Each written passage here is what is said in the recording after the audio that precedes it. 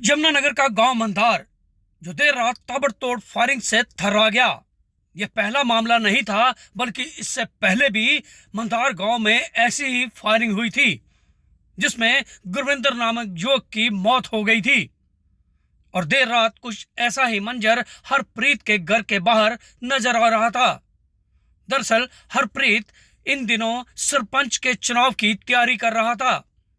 देर रात दो बदमाश बाइक पर आते हैं और हरप्रीत के घर के बाहर ताबड़तोड़ फायरिंग करते हैं। गनीमत ये रही कि हरप्रीत गोलियों की आवाज सुनकर घर से बाहर नहीं आया। उसने अपने आप को बचाते हुए घर के दरवाजे बंद कर लिए। 20 राउंड फायरिंग होती है और उसके बाद बदमाश आसानी से यहां से फरार हो जाते हैं। लेकिन इस बीच जब बदमाश फायरिंग कर रहे थे तो उन्होंने साफ कर दिया कि तुझे हम लोग सरपंच बनाते हैं। गौरतलब है कि इससे पहले भी बाल छप्पर में कुछ ऐसी ही वारदात सामने आई थी, जहां एक सरपंच पद का उम्मीदवार, जिसके घर के बाहर बदमाशों ने न केवल फायरिंग की बल्कि एक नोटिस भी चिपका दिया था। यमुनानगर में बदमाशों की इस दहशत के चलते ऐसा प्रतीत होता है कि अब सरपंची का चुनाव लड़ने के लिए बदमाशों से इनको एनओसी लेनी होगी। हालांकि सूचना मिलते ही पुलिस मौके पर पहुंची और पूरे मामले की तफ्तीश में जुट गई।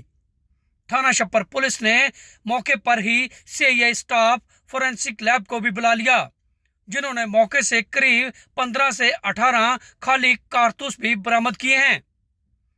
गांव में दहशत का माहौल है, क्योंकि दूसरी बार ऐसी घटना सामने आई है।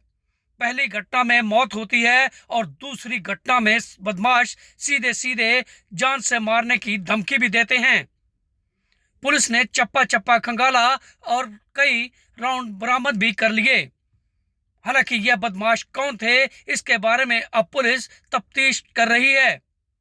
बदमाशों को यह भी पता था कि हरप्रीत के घर के बाहर जो सरकारी कैमरे लगे हुए हैं वह चलते नहीं हैं। तभी तो बदमाश इन सीसीटीवी कैमरे के नीचे ही खड़े होकर इस घटना को अंजाम देते रहे।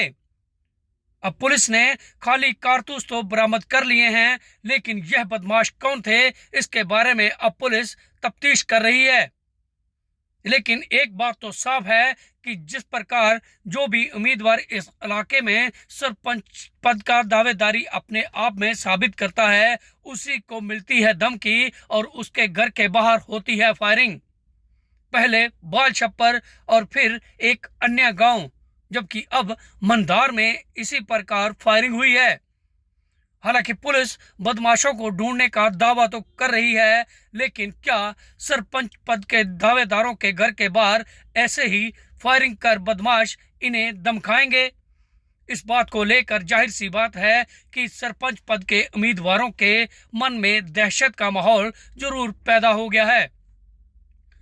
हालांकि अब पुलिस गांव के बाहर लगे सीसीटीवी भी खंगाल रही है, जिनसे पुलिस को उम्मीद है कि जल्द ही वह बदमाशों तक पहुंच पाएगी।